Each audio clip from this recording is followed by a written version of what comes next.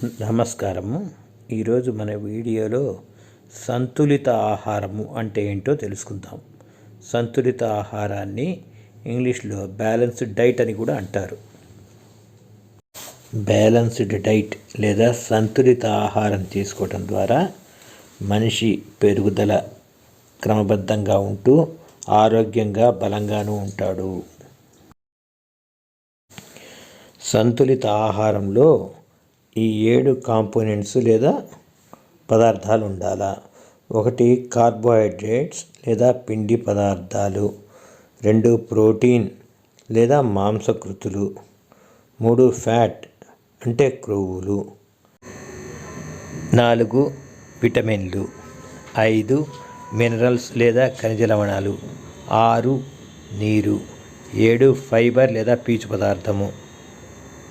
1 కార్బోహైడ్రేట్లు పిండి పదార్థాలు, వీటిలోకి బియ్యము గోధుమలు వస్తాయి.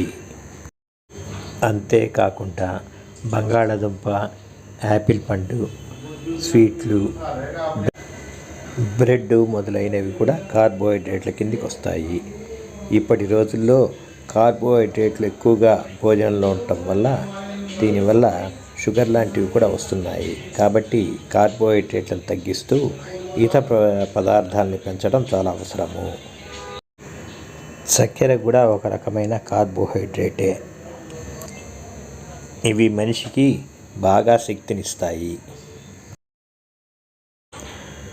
2 ప్రోటీను లేదా మాంసకృతులు, ఇవి శరీరం యొక్క అభివృద్ధికి లేదా పెరుగుదలకి బాగా దోహదపడతాయి. ఈ మాంసకృతులు శాకాహారులు తినే పప్పు పదార్థాల్లోనూ, మాంసాహారులు తినేటువంటి మాంసంలోనూ అధికంగా ఉంటాయి. అలానే పాలల్లోనూ గుడ్లలోనూ చాలా ఎక్కువగా ఉంటాయి. పై చార్టులో అధికంగా ప్రోటీన్ కలిగినటువంటి పదార్థాలను ఇవ్వబడింది, పరిశీలించండి. ఆహారంలో ఉండవలసిన 3వ పదార్థము క్రొవ్వు లేదా ఫ్యాట్స్. గది ఉష్ణోగ్రత వద్ద గట్టిగా ఉండే నెయ్యి, డాల్డా వంటివి క్రొవ్వులు అంటారు. నూనెలుగా ద్రవంగా ఉంటే నూనెలు అంటారు. నూనెలు ఆరోగ్యానికి ఎంత అవసరమో అవి ఎక్కువగా తీసుకుంటే అంతే ప్రమాదము. కొలెస్ట్రాల్ పెరగడం వల్ల మనిషికి అనేక రకాలైనటువంటి జబ్బులు వస్తాయి, ముఖ్యంగా గుండె జబ్బులు. ఈ రోజుల్లో స్వీట్లలో అధిక మోతాదులో చక్కెర, అలానే అధిక మోతాదులో నూనెలు ఉండటం వల్ల గుండె జబ్బులకి, షుగర్కి ఎక్కువగా కారణమవుతున్నాయి, గమనించండి.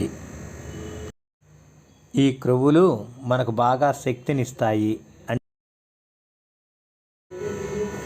పోషకాంశాలలో 4వ అంశంగా విటమిన్లు ఉన్నాయి. A, B, C, D, E, K అనే విటమిన్లు ఉన్నాయి. ఇవి ప్రత్యేకించి ఒక పదార్థమని కాకుండా అన్ని పదార్థాల్లో కూడా ఒక్కొక్క నిష్పత్తుల్లో ఇవి ఉన్నాయి. కాబట్టి సంతులిత ఆహారంగా తీసుకుంటే ఈ విటమిన్లు కూడా సర్దుబాటు అవుతుంటాయి. ప్రత్యేకించి ఆకుకూరల్లోనూ, కూరగాయలలోనూ, పండ్లల్లోనూ ఉంటాయి. అన్నిటినీ సమపాళ్లలో తీసుకుంటే ఈ విటమిన్లు దాదాపు అన్నీ సర్దుబాటు అవుతుంటాయి. కొద్ది పండ్లలో మాత్రం కొన్ని విటమిన్లు ఎక్కువగా ఉంటాయి. ఉదాహరణకి నిమ్మలో C విటమిన్ ఎక్కువ ఉంటుంది, క్యారెట్లో A విటమిన్ ఎక్కువ ఉంటుంది. అలా ఈ విటమిన్ల గురించి మరొక వీడియో చేద్దాం. విటమిన్ల లోపం వల్ల అనేక రోగాలు వస్తాయి. దీని గురించి తర్వాత చర్చిద్దాం. తదుపరి మన 5వ అంశంగా సంతులిత ఆహారంలో ఉండవలసింది మినరల్స్ లేదా ఖనిజ లవణాలు. ఇవి చాలా కొద్ది మొత్తంలో ఉన్నప్పటికీ వీటి యొక్క ప్రభావం మన శరీరం మీద చాలా ఉంటుంది.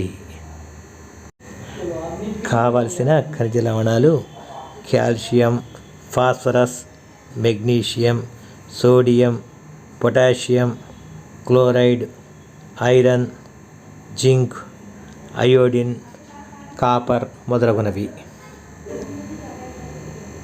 ఈ ఖనిజ లవణాలు ఇక్కడ చూపించినటువంటి నట్స్ లేదా గింజలులో ఎక్కువగా ఉంటుంది.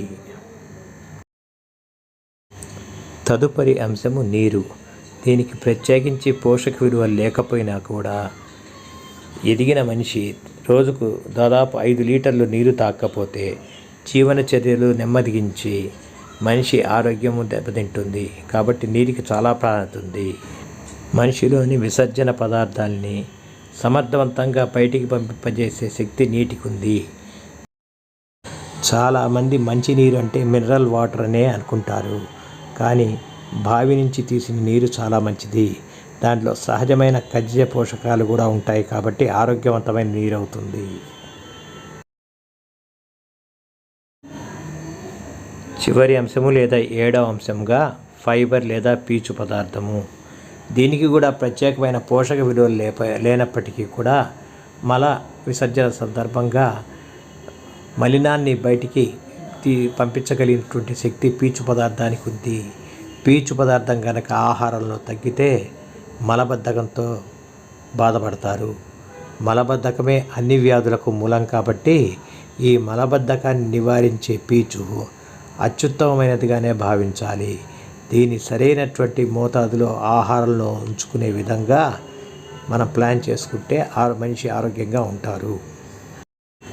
ఎప్పుడైతే మనిషి ప్రకృతికి దగ్గరగా ప్రకృతి ప్రసాదించినటువంటి అన్ని పదార్థాలని సమాన పాళ్ళలో తింటూ ఈ కృత్రిమమైనటువంటి ఆహార పదార్థాలకి దూరంగా ఉండగలిగితే మనిషి ఆరోగ్యంగా ఉంటాడు.